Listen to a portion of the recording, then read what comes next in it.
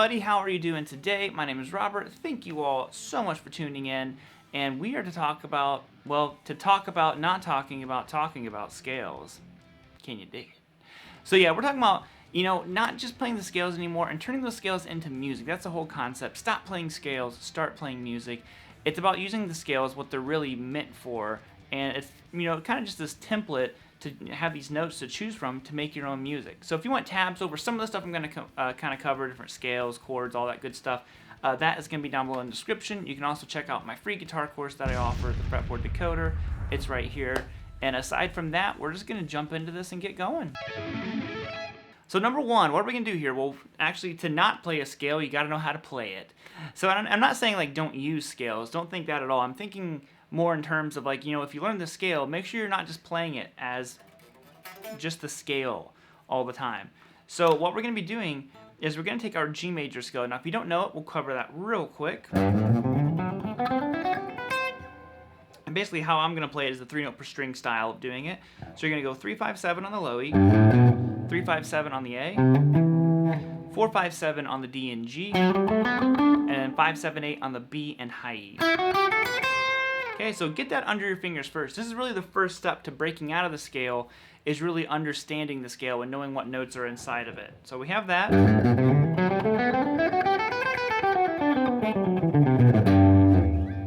Now it's also important to know that these notes that we're playing are also chords. They're referred to chords anyways. So, this is the first little thing that we're going to cover here is out of that scale, you have a lot of chords for each note. So we are going to simply be playing the 1, which is your G note. So if you just count through them, you count to 7. This is kind of like getting into theory stuff, but 1, 2, 3, 4, 5, 6, 7. That's all the notes that there are. It starts repeating itself after that. And basically, you just need to know those 7 notes. So G, A, B, C, D, E, and F sharp. Now each one is assigned a chord, and we're going to use just very simple 3-note chords right now. So the first one is going to be your G major. So I'm just going to play 3 on the low E string, 2 on the A, and then open D. So there's your 1, which is the major. You probably heard this before: major, minor, minor, major, major, minor, diminished. The next one is going to be our A note. So that is going to be minor. So you're going to go 5, 3, 2, A minor. Next one is also minor, which is B, their third note. So we're going to do B minor, 7, 5, 4. So we have.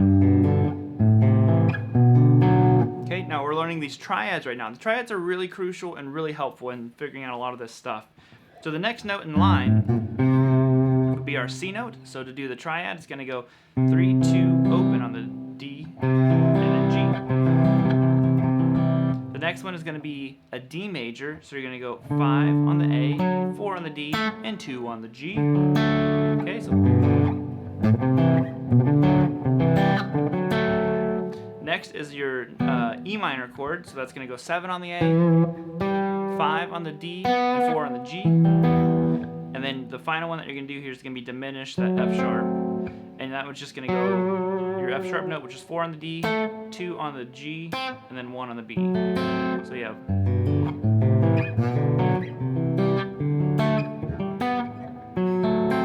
Okay, so there's the whole process going on right there with those. Now, the reason I give you those chords is we're going to talk about that here in just a minute, but just get that stuff under your fingers first, and then we're going to jump to part 2. Okay, so now we're on to part 2. Now, the secret to not playing the scale is mainly to not play it in order anymore and assign some kind of rhythmic or melodic value to the notes. So if I just go like this, there's not a whole lot of rhythm there. I played it very badly. It's pretty sloppy. There you go. There's not a lot of like rhythmic value. Like you don't really like move to that. But even if I play the scale with some more rhythm, it'll sound much more melodic if I go like.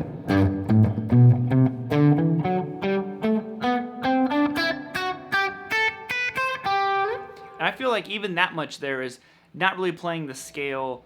It's still in order, but you're adding rhythm to it. And you can have a much more dramatic effect if you play the notes out of order. So I went.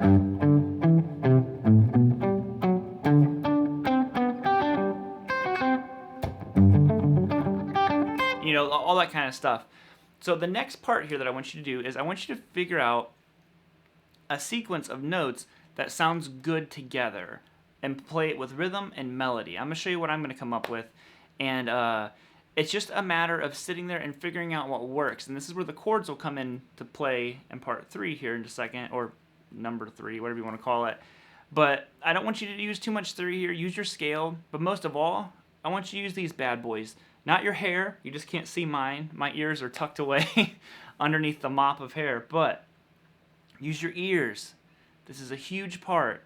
Use your ears and see what kind of melody it's telling you to play.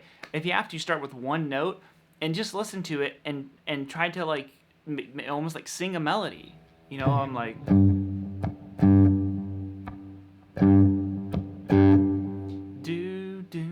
do. Even though I can't sing, I'm horrible at singing in pitch. I want it to walk up. I want to go.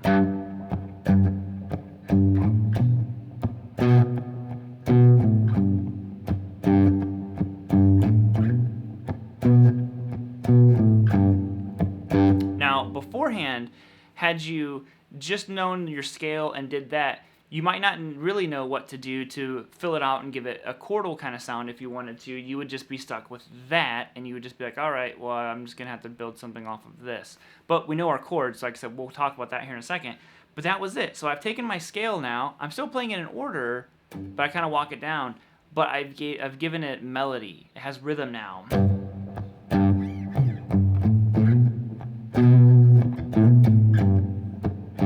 You know, I could mix it up.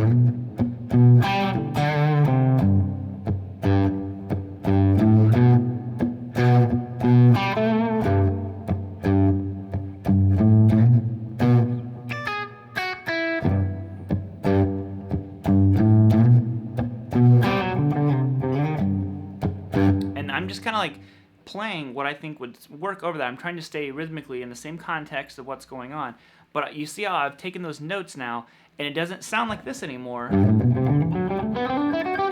It sounds like music. And most importantly of all, it's very simple. You know, it's a very small section of the scale. Don't get caught up in trying to use all 7 notes. You don't need all 7.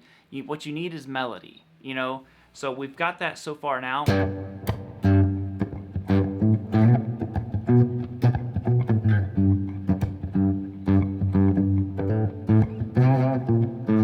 However you want to do it, but let's go ahead and move on to part 3.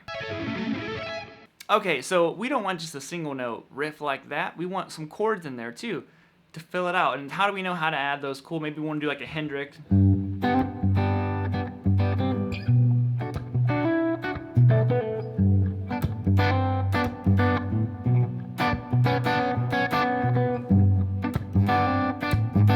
Well, how you know that is those chords we did in the very beginning, those triad shapes. So the cool thing about chords is if it's like a triad, like when you play a G major chord, you're only playing 3 notes. Make my guitar went out of tune. We're going to roll with it. You're only playing 3 notes. You're just playing duplicate notes of certain ones. So you have a G, a B, a D, another G, another B, an E. I play G chords like this, so instead of an extra B, I have an extra D note. But all that aside, that's kind of how this all starts working together. So now it's like, okay, I want this to be more. Came up with this melody just from my ear. Now let's turn it into more of a riff, you know, like some chord tones, maybe some single note stuff like that. All right, sorry, couldn't do it. Couldn't stand it being out of tune. Should be better now. But okay, so like I said, we have our first note, which is the G. So we know from before that is actually a G major. So this is where learning lots of triads of these major and minor chords is really helpful. So you know how to play a G chord all over the place without having to really think about it too much. You can just kind of play them, you know, all these different G chords all over the place. So I'm going to stick down here to using this one. So basically I'm using my thumb to get 3 on the low E string, and then my G chord right here is going to be 3, 4, 5. So 3 on the B, 4 on the G, and 5 on the D. G chord. And I just have another G in the bass. Now next we're going to go to a B minor. What I did before is I walked up, I went...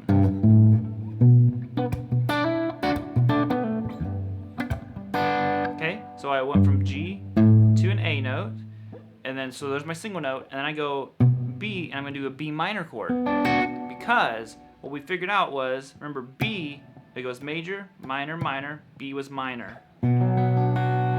So I need to do a B minor triad. I'm just gonna do the same style right here. 9 on the D, 7 on the B. I'm sorry, 9 on the D, 7 on the G, 7 on the B.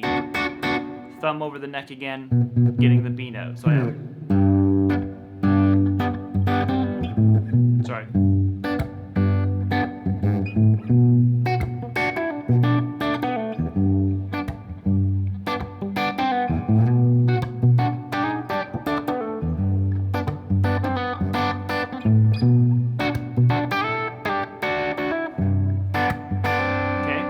That now going on, and what I'm using to improvise around that to give it a little more flavor. If I just did just the chords, I would go like this. Sorry.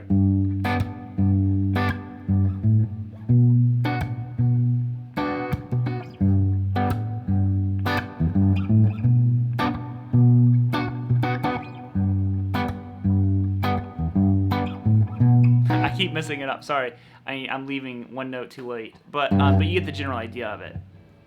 Now what I'm doing is I'm using my scale on top of it to add more flavor to it. But again, I'm using the scale to help me paint the picture of this song and music. Okay?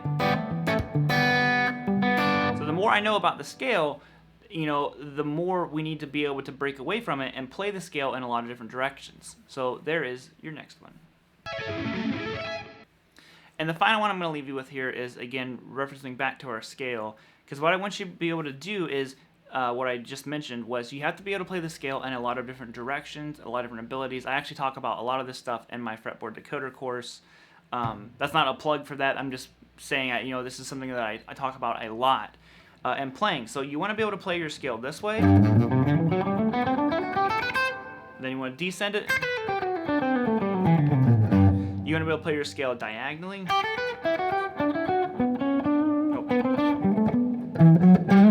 Do it diagonally this way. You know, play it any way that you can think of. Play it like this. You know. Do all the that was wrong. There we go. All these different combinations, because then whenever you're playing, you'll be so much more free to sit there and sorry. I can tell I just came up with this riff because I can barely play it.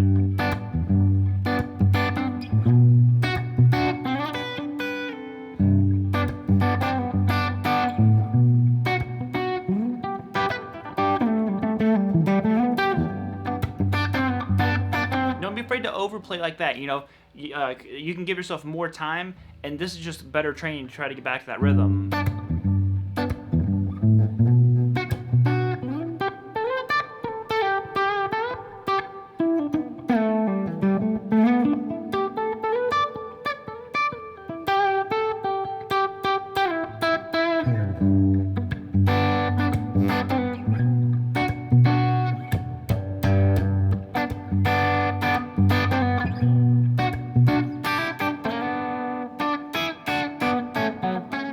However you would want to end that. I'm ending on a bad note.